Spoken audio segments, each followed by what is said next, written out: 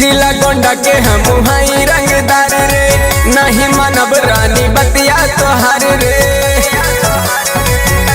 ए सुना, जिला गोंडा के हम हाई रंगदार रे, नहीं मानब रानी बतिया तोहार रे। कमर हिला के मरब नजरिया, गईबू तू दिलवा में घूस रे।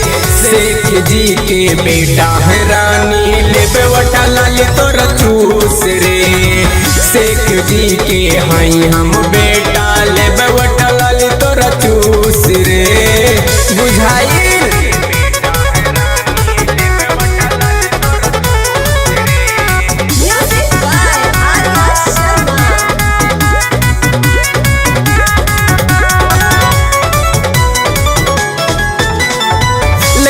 दुल्हापुर के बड़े लंटे बाजरे, डीजे पे नचे देखे पाने सौआ आजरे।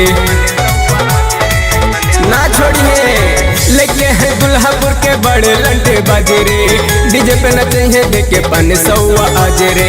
माने लबतिया चल जाई गोली, जाई तोरा चोलिया में घूस रे। शेख जी के बेटा है रानी, लेबे वटा लाली तोरा चूस रे।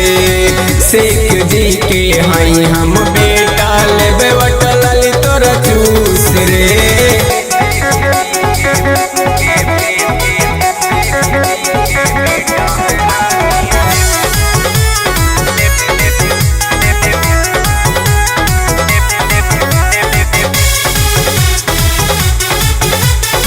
गजबे के रूप तो हर गदरल जवानी, देखे ला लोगवा चूहे मुँह से पानी।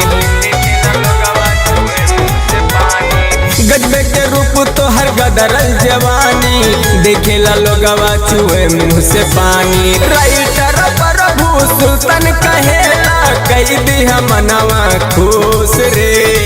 शेख जी के बेटा है रानी, लेबे वटा लाली तोरा चूस रे।